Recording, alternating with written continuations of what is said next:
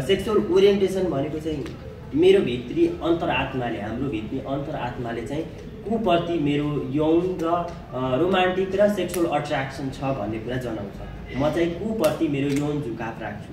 Sexual attraction र romantic attraction चाहिँ कोसँग छ भन्ने कुरा चाहिँ सेक्सुअल ओरिएन्टेसनले जनाउँछ भने लैङ्गिक पहिचान चाहिँ कोही पनि व्यक्तिको आन्तरिक अनुभूति चाहिँ मेरो लैङ्गिक पहिचान चाहिँ के हो भनेर आन्तरिक अनुभूति गर्ने शब्दहरू चाहिँ लैङ्गिक पहिचान हो। जस्तै कि पुरुष होला, महिला होला, नन बाइनरी होला। अब नन बाइनरी भनेको के हो भन्नुहुन्छ होला होइन तपाईँहरूले।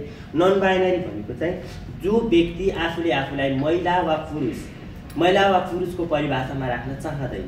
महिला वा पुरुष, म महिला पनि होइन पुरुष पनि होइन, महिला वा पुरुषको परिभाषामा राख्न चाहँदैन, त्यस्तो व्यक्तिहरूलाई चाहिँ नन बाइनरी भनिन्छ। यसलाई चाहिँ गैर दोषाङ्किक, नेपालीमा चाहिँ गैर दोषाङ्किक भनिन्छ। नेपालीमा भन्दा इङ्ग्लिसमै सजिलो जस्तो लाग्छ मलाई चाहिँ। नन बाइनरी भनेको चाहिँ त्यो भयो। यो समुदायभित्र, नन बाइनरी समुदायभित्र चाहिँ लैङ्गिक पहिचान र जेन्डर आइडेन्टिटी र सेक्सुअल ओरिएन्टेसनको चाहिँ एकदमै धेरै विविधता छ, भनेको डाइभर्सिटी छ। भनेको नन बाइनरीभित्र चाहिँ धेरै प्रकारको लैङ्गिक विविधताहरू छ। नन बाइनरी चाहिँ एउटा छाता शब्द हो कि हरेक प्रकार, धेरै प्रकारको जो व्यक्तिहरू महिला वा पुरुष भनेर आइडेन्टिफाई गर्दैन, महिला वा पुरुष होइन भन्छ, ती व्यक्तिहरूलाई जनाउने एउटा छाता शब्द अथवा कमन वर्ड चाहिँ नन बाइनरी। अनि यो समुदायभित्र, नन बाइनरी समुदायभित्र चाहिँ अजेन्डर पनि हुन पायो, ट्रान्सजेन्डर पनि हुन पायो, डेमिजेन्डर हुन पायो, ट्रान्सजेन्डर हुन पायो, यहाँभित्र तपाईँको थर्ड जेन्डर हुन पायो। थर्ड जेन्डरलाई चाहिँ अलिक छुट्टै राख्न खोज्छ कसैले, तर मैले चाहिँ नन बाइनरी भित्र नै राख्छु, किनभने थर्ड जेन्डरले पनि म महिला र पुरुषभन्दा फरक छु नै भन्छ होइन। म महिला र पुरुषको परिभाषा मलाई राख्न चाहँदैन, म आफूले आफूलाई चाहिँ महिला र पुरुषको परिभाषाभित्र राख्न चाहदिनँ, त्यही भएर उहाँहरूभन्दा फरक छु भनेर थर्ड जेन्डरले पनि आइडेन्टिफाई गर्ने भएको भएर उहाँहरूलाई पनि नन बाइनरीभित्र राख्छु। भनेको यो शब्द चाहिँ इन्टरनेसनली रिकग्नाइज अथवा इन्टरनेसनल प्र्याक्टिसमा आएको शब्द भएको भएर मैले चाहिँ नन बाइनरीभित्र चाहिँ यी सबै लैङ्गिक पहिचानको व्यक्तिहरू अथवा लैङ्गिक पहिचानहरूलाई चाहिँ यही छाता शब्दभित्र चाहिँ अटाउने गरेको छु मैले चाहिँ है। धेरैले यही नै गर्छ र अब सरकारले मान्यता दिएको कुन हो भन्नु होला होइन। सरकारले कुनैलाई पनि मान्यता दिएको छैन। अनि संविधानले अथवा नागरिकतामा दिएको अथवा संविधानले दिएको भनेको अदर्स हो। अदर्सलाई चाहिँ हामी अब केही साथीहरूले अस्वीकार गरेको अथवा यो अलिकति कन्ट्रोभर्सीमा आएको, अलिकति अस्वीकृत भएको यो हुँदैन, यो अदर्स भन्ने भएको भएर इन्टरनेसनली प्र्याक्टिसमा आएको जताततै सर्वत्र स्वीकारिएको शब्द कुन हो त भन्दा नन बाइनरी भनेर मैले चाहिँ नन बाइनरीलाई राख्नु गएको छु। र तपाईँले अब नन बाइनरी व्यक्तिहरू चाहिँ कसलाई मन पराउँछन् होला, कोप्रति आकर्षित हुन्छन् होला भन्ने पनि त हुन्छ होला नि त होइन। हो, नन बाइनरीभित्र सेक्सुअल ओरिएन्टेसनको फेरि डाइभर्सिटी छ। जस्तो अघि लैङ्गिक पहिचानको अथवा जेन्डर आइडेन्टिटीको जति डाइभर्सिटी थियो नि त्यति डाइभर्सिटी फेरि नन बाइनरीभित्र सेक्सुअल ओरिएन्टेसनको छ। जस्तै एउटा नन बाइनरी व्यक्ति गे पनि हुनसक्छ, भनेको ऊ गे पनि हुनसक्छ, लेस्बियन पनि हुनसक्छ, असेक्सुअल हुनसक्छ, अरोमान्टिक हुनसक्छ, ऊ ट्रान्ससेक्सुअल हुनसक्छ, ऊ बाइसेक्सुअल हुनसक्छ, ऊ डेमिसेक्सुअल हुनसक्छ होइन। यी सबै सेक्सुअल ओरिएन्टेसन जो विविधता छ यहाँभित्र सेक्सुअल ओरिएन्टेसनको पनि विविधता छ। भनेको यहाँभित्र जस्तो कि गे म्यान एउटा म्यान भयो होइन, ऊ लैङ्गिक पहिचानको हिसाबले पुरुष भयो होइन। जस्तो कि एउटा पुरुष अथवा मानिलियो सिसजेन्डर म्यान, सिसजेन्डर भनेको बुझ्नुहुन्छ होइन, जसको लैङ्गिक पहिचान बच्चामा जन्मिँदा उसको अभिभावकले लैङ्गिक पहिचान जुन तोकिएको थियो अथवा एउटा केटा मान्छे भनौँ होइन, बालक, मलाई बालक हुँदाखेरि यो पुरुष जन्मियो, केटा जन्मियो, पछि गएर मैले पनि आफूलाई पुरुषै आइडेन्टिफाई गरेँ। भनेको जन्मिँदा इङ्गित गरिएको लैङ्गिक पहिचान र पछि मैले आइडेन्टिफाई गरेको, मैले आफूले आइडेन्टिफाई गरेको म यो हो भनेर भनेको लैङ्गिक पहिचान चाहिँ मेल खान्छ, सेम हुन्छ, उही नै हुन्छ भने चाहिँ त्यो चाहिँ सिसजेन्डर, हामीले चाहिँ त्याच लैङ्गिक भन्छौँ नेपालीमा है। त्यो भनेको सिसजेन्डर भयो होइन। जस्तो कि सिसजेन्डर म्यान भनेको चाहिँ एउटा मान्छे जन्मिँदाखेरि उसलाई चाहिँ अभिभावकले अथवा प्यारेन्ट्सले बाबुआमाले चाहिँ पुरुष भनेर आइडेन्टिफाई गरेको थियो अथवा केटा भनेर आइडेन्टिफाई गरेको थियो, बालक भनेको थियो। र त्यो व्यक्तिले पछि गएर युवा अवस्थामा अथवा किशोर अवस्थामा प्रवेश गर्दै गर्दा उसले आफूलाई चाहिँ केटा भनेरै पहिचान गर्यो अथवा पुरुष भनेरै पहिचान गर्यो भने त्यो चाहिँ सिसजेन्डर म्यान है। भनेको तपाईँको इफ म एउटा म्यान हो, हेटेरोसेक्सुअल म्यान हो, मैले महिलाप्रति मेरो यौन आकर्षण चाहिँ महिलाप्रति छ भनेको विपरीत लैङ्गिकताप्रति छ, विपरीत लिङ्गीप्रति छ भने म चाहिँ हेटेरोसेक्सुअल भएँ कि ठ्याक्कै विपरीत के म केटा हो केटी मन पराउँछु भने म हेटेरोसेक्सुअल भएँ, म केटा हो तर केटै मन पराउँछु भने समलैङ्गिक भएँ, समयौनिक भएँ। समयौनिक अलिकति प्रचलनमा आएको शब्द छ, पहिला समलिङ्गी भनिन्थ्यो, यो पनि अलिकति कन्ट्रोभर्सीमा पऱ्यो, त्यही भएर समयौनिक छ अहिले चाहिँ है। समयौनिक शब्द गे त सुन्नु भएको छ होला नि होइन, हो भनेको तपाईँको मैले यहाँ के बुझाउन खोजिरहेको छु भने डाइभर्सिटी बुझाउन खोजिरहेको छु कि अघि पनि मैले भनेको थिएँ नन बाइनरी समुदायभित्र चाहिँ यौन अभिमुखीकरण सेक्सुअल ओरिएन्टेसनको चाहिँ डाइभर्सिटी छ भनेर भनेको थिएँ नि, हो यही कुरा मैले बुझाउनु खोजेँ। जस्तो कि एकजना पुरुष हेटेरोसेक्सुअल हुनसक्छ, एकजना पुरुष गे हुनसक्छ, गे म्यान, अनि एकजना पुरुष बाइसेक्सुअल हुनसक्छ, पुरुष भएर पुरुष पनि मन पराउने अथवा महिला पनि मन पराउने, ऊ बाइसेक्सुअल पनि हुनसक्छ। एकजना पुरुष प्यानसेक्सुअल हुन पनि सक्छ भनेको प्यानसेक्सुअल भनेको चाहिँ जुनसुकै लैङ्गिकता भएको व्यक्ति पनि मन पराउने, उसलाई लैङ्गिक पहिचानसँग केही सरोकारै छैन, मान्छेसँग सरोकार छ, उसलाई चाहिँ जो पनि मन पर्ने। प्यानसेक्सुअल भनेको सबै खाले व्यक्तिहरूलाई मन पर्ने प्यानसेक्सुअल। ऊ असेक्सुअल हुनसक्छ, असेक्सुअल भनेको कोही व्यक्ति पनि मन नपरा अथवा कोही व्यक्तिप्रति पनि यौन आकर्षण नभएको व्यक्ति अथवा अलिअलि मात्रै केही मात्रा मात्रै थोरै पर्सेन्टेज मात्रै कि त हुँदै नभएको कि अलिअलि मात्रै थोरै मात्रै यौन आकर्षण भएको व्यक्ति असेक्सुअल। अरोमान्टिक पनि त्यही भयो, रोमान्टिक अट्र्याक्सन चाहिँ कोहीसँग नभएको रोमान्टिक अट्र्याक्सन भनेको, रोमान्टिक भनेको त बुझ्नुहुन्छ होला होइन, रोमान्टिक अट्र्याक्सन चाहिँ कोहीसँग पनि नभएको अथवा थोरै मात्रामा केही मात्रामा अलिअलि मात्रै भएको त्यस्तो व्यक्तिहरू हुनसक्छ होइन। पुरुषभित्र भनेको पुरुष गे पनि हुनसक्छ, पुरुष हेटेरोसेक्सुअल हुन पनि सक्छ, एउटा मेल बाइसेक्सुअल हुनसक्छ, प्यानसेक्सुअल हो। त्यस्तै खालको डाइभर्सिटी चाहिँ नन बाइनरीभित्र हुन्छ। नन बाइनरी चाहिँ एउटा असेक्सुअल हुनसक्छ, अरोमान्टिक हुनसक्छ, प्यानसेक्सुअल हुनसक्छ होइन। हो यो समुदायभित्र नन बाइनरी समुदायभित्र चाहिँ ठ्याक्कै कसलाई मन पराउँछन् भन्दाखेरि चाहिँ भन्नु मिलेन, किनभने जसलाई पनि मन पराउन सक्छन्। यो समुदायभित्र चाहिँ डाइभर्सिटी छ, विविधता छ भनेर मैले यस्तो हेर्दाखेरि पुरुषको जस्तो हाउभाउ गरेको छु, पुरुषको जस्तो गेटअप छ मेरो, दाढी पालेको छु, कपाल काटेको छु होइन, यस्तो हेर्दाखेरि पुरुष जस्तो लाग्छ होइन। हो जेन्डर एक्सप्रेसन भनेको लैङ्गिक अभिव्यक्ति चाहिँ मेरो पुरुषको जस्तो थियो होइन, तर मेरो लैङ्गिक अभिव्यक्ति पुरुषको जस्तो भए पनि मेरो लैङ्गिक पहिचानसँग मेल खाएन नि। मैले भने नि म पुरुष होइन भनेर भने हो। मैले के बुझाउन खोजिरहेको छु भने कोही व्यक्तिको पनि जेन्डर एक्सप्रेसन हेरेर उसको लैङ्गिक पहिचान चाहिँ निर्धारण गर्नु हुँदैन। एकजना ट्रान्सजेन्डर व्यक्ति जो जन्मिँदाखेरि उसको लैङ्गिक पहिचान चाहिँ बालक भनेर आइडेन्टिफाई गरिएको थियो, निर्धारण गरिएको थियो र ऊ हुर्किँदै बढ्दै जाँदाखेरि चाहिँ ऊ महिला भनेर आफूले आफूलाई आइडेन्टिफाई गर्यो होइन। ऊ यसपछि चाहिँ के हुन्छ भने उसको नागरिकता चाहिँ बाबा मम्मीले बनाइदिँदाखेरि चाहिँ पुरुषकै बनाइदिन्छ कि 18 वर्ष पुगेपछि त उसलाई त नागरिकता चाहिन्छ न, उसको नागरिकता चाहिँ पुरुषको हुन्छ होइन। अब उसले आफ्नो लैङ्गिक अभिव्यक्ति अथवा लैङ्गिक पहिचान चाहिँ पछि गएर ऊ फिमेलको गेटअपमा हुन्छ, ऊ हर्मोनहरू खाएर अथवा यताउति गरेर सबै फिमेल नै भइसकेका हुन्छ, तर नागरिकता के हुन्छ लिङ्गको ठाउँमा पुरुष हुन्छ, नामको ठाउँमा पुरुषकै नाम हुन्छ, त्यस्तै गरी फोटो हेऱ्यो पुरुषकै हुन्छ। बिचरा मान्छे महिला भइसक्यो, आफ्नो नागरिकता पुरुषको बोकेर हिँड्नु परेको छ। यो अवस्थामा के होला, तपाईँले उसको ठाउँमा आफूलाई राखेर हेर्नु त के होला, आँगै त श्रृङ्ग हुन्छ नि होइन।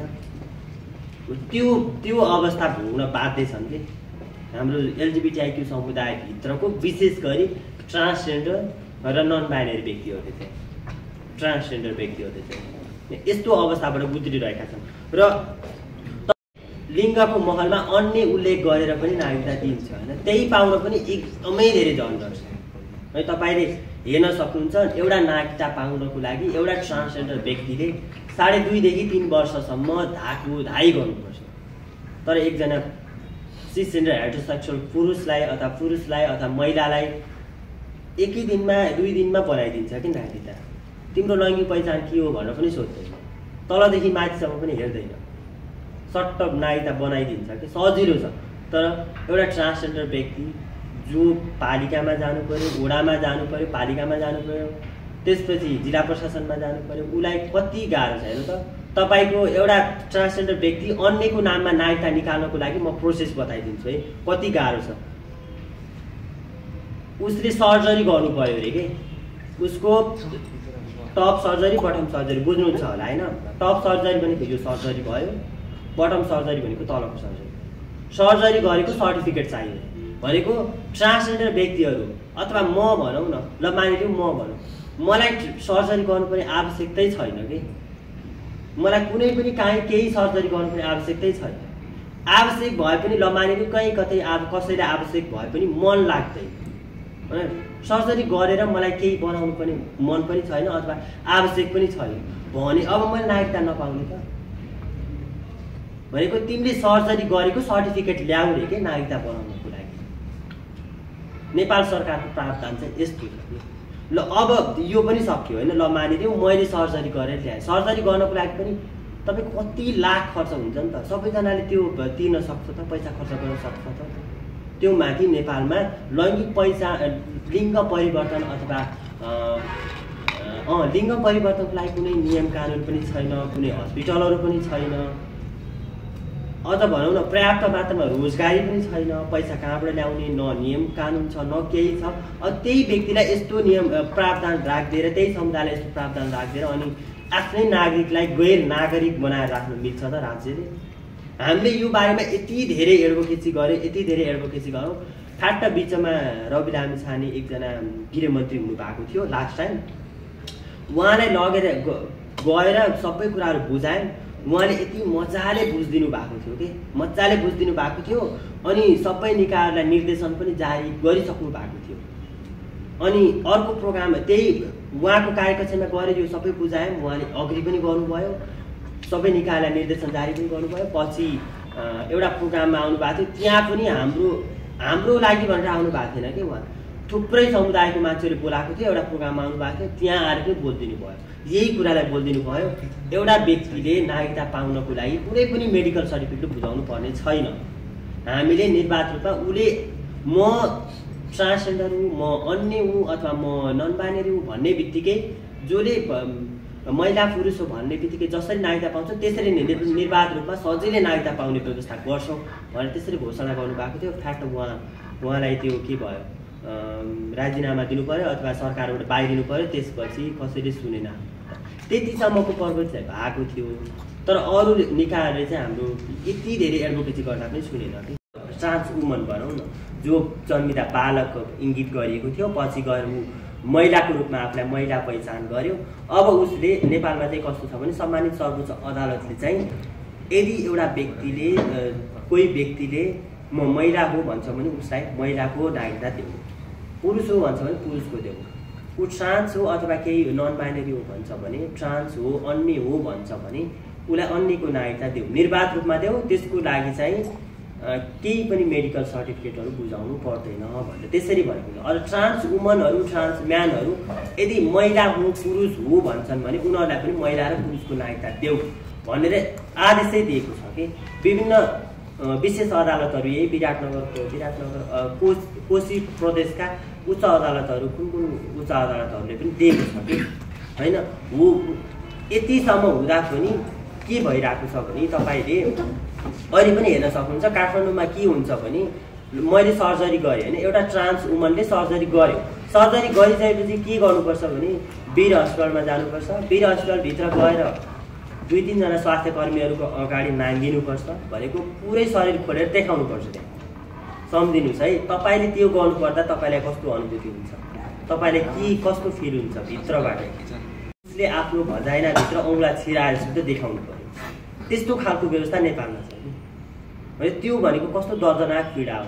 आफूलाई त्यो ठाउँमा राखेर हेरौँ त, मान्छे त त्यो सम्झिँदै रुन्छ होला कि, आँगै श्रृङ्ग हुन्छ कि बिचरा गएर त्यहाँ त्यो भित्र गएर आउने व्यक्ति रुँदै बाहिर फर्किन्छ कि।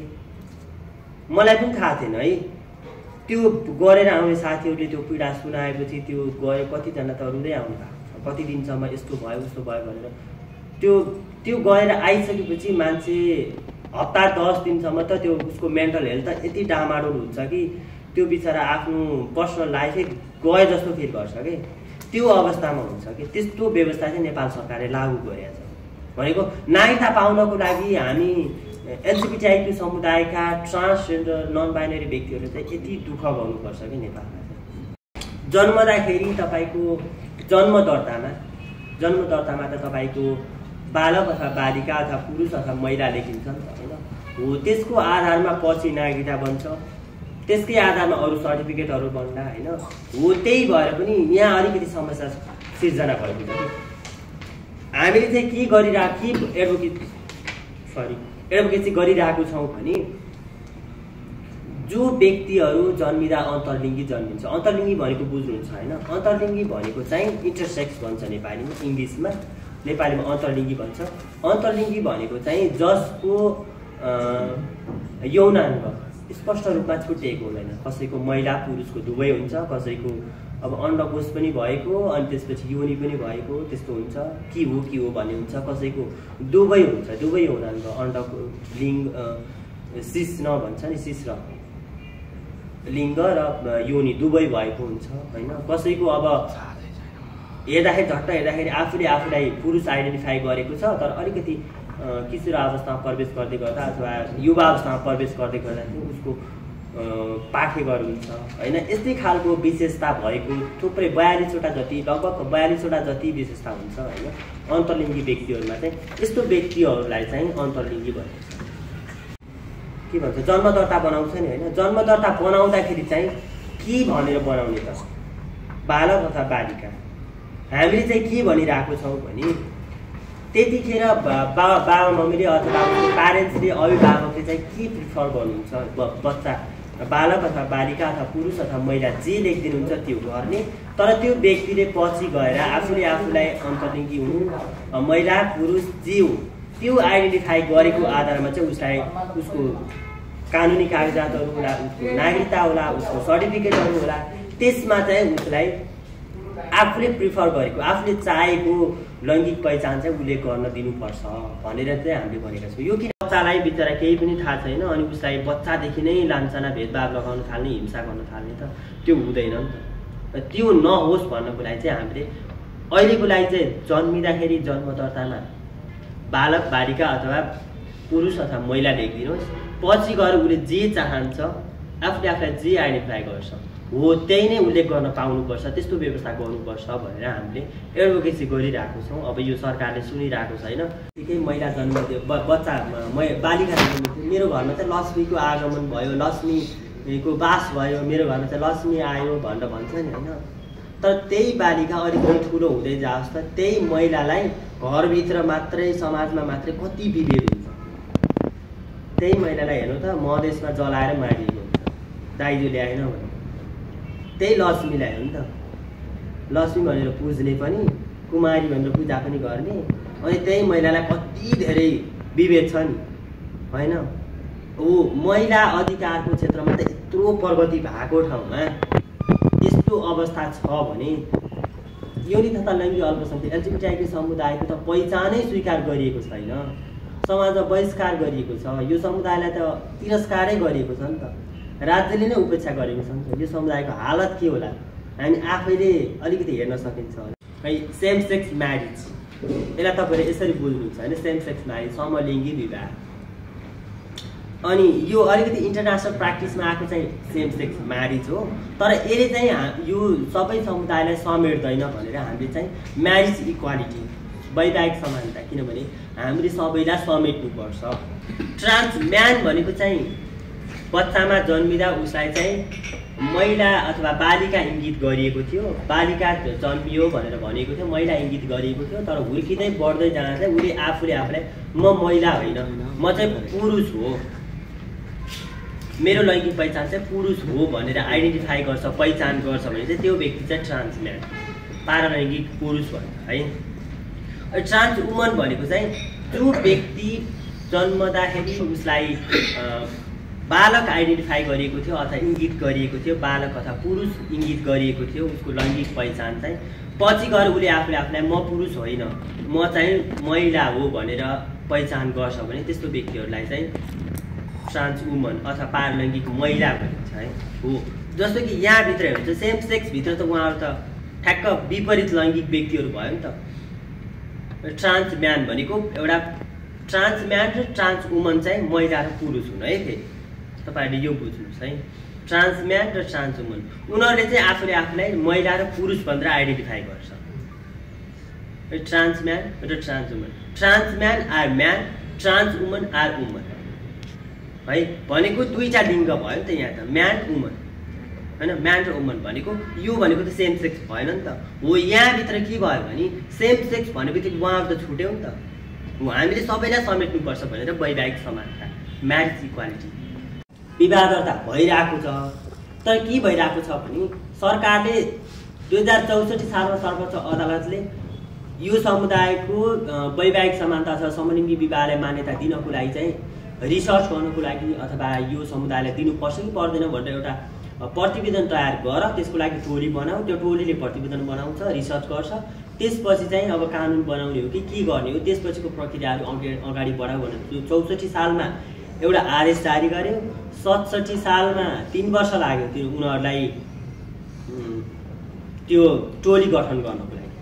एउटा टोली बनाउन त 1 महिनामै बन्छ होइन र, रिसर्च गर्ने टोली बनाउनु, प्रतिवेदन तयार गर्ने टोली बनाउनु 1 महिना पनि लाग्दैन, मान्छेले चाह्यो भने 1 दिनमा बन्छ। तर तिनीहरूलाई 3 वर्ष लाग्यो। 67 सालमा बनायो सरकारले, 67 सालमा त्यो टोली गठन गर्यो।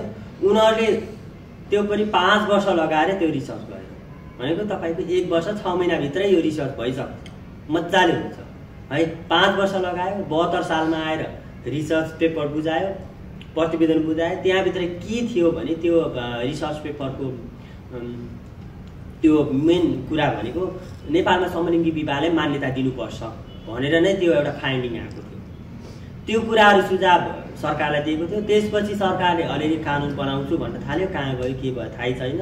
अनि अहिले सर्वोच्च अदालतले विवाह दर्ता गर्नको लागि आदेश पनि दिइसक्यो, सबै कामहरू भइरहेको छ। तर पनि के भन्छ कानुनै छैन, कानुनै बनाएको छैन। भनेपछि नेपालमा राज्य कति हाम्रो समुदायप्रति कति त्यो हुन्छ नि उपेक्षा गरेको छ समुदायलाई भन्ने कुरा त हामीले यहीबाट पनि आकलन गर्न सकिन्छ।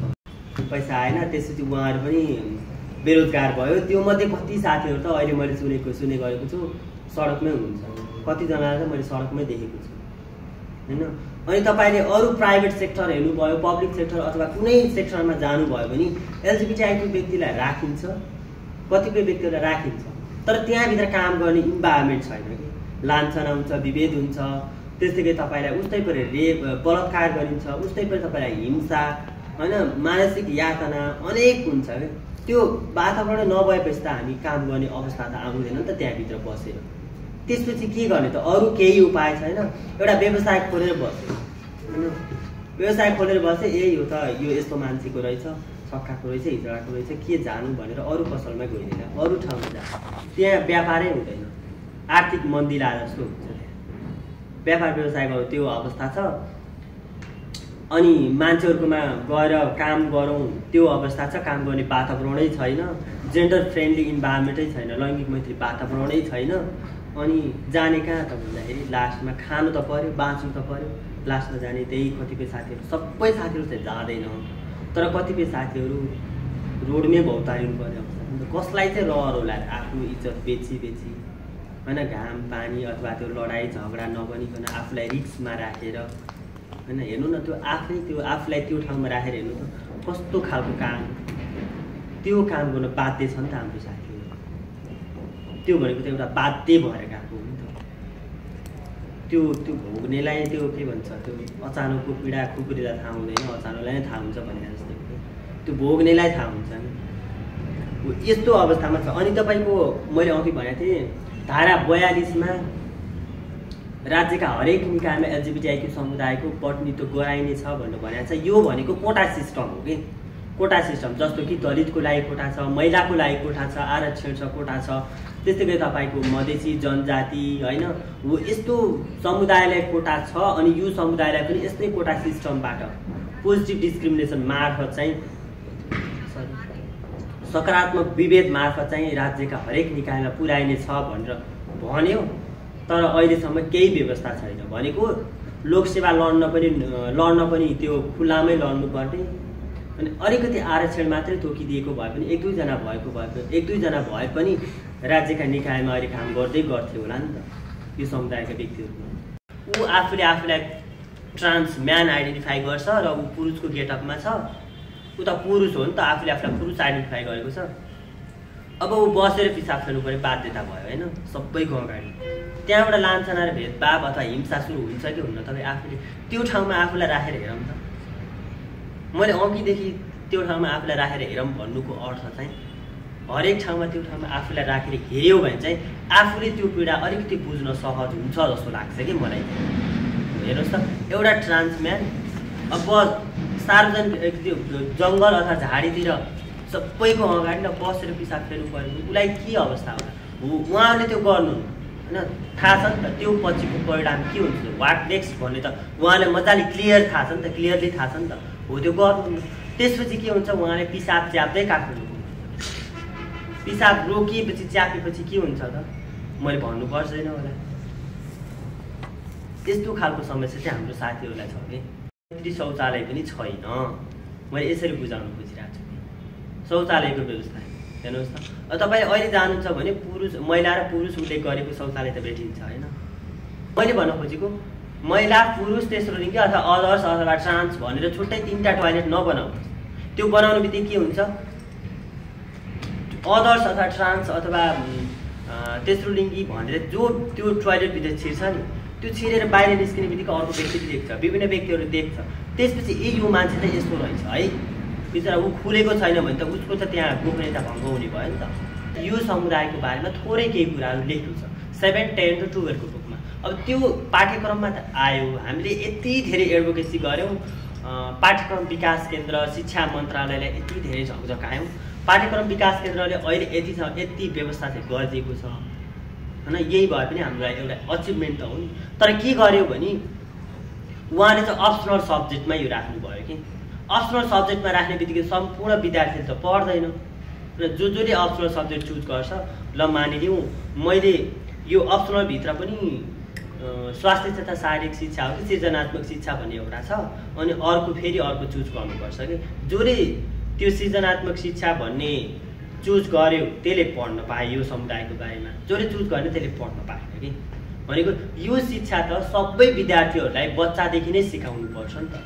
बच्चाहरूलाई सानैदेखि सिकायो भने को पछि जाँदा बुझ्दै जान्छ, अरूलाई बुझाउँछ, सजिलो पनि हुन्छ, हो त्यसरी भनेको नि त। तर अप्सनल सब्जेक्टमा राख्ने बित्तिकै सबैले बुझ्दैन नि त, हो यो समस्या चाहिँ अहिले पनि छ। यद्यपि पाठ्यक्रम विकास केन्द्रले अप्सनलमा भए पनि राखिदियो, यो पनि हाम्रो लागि केही भए पनि एउटा अचिभमेन्ट चाहिँ हो।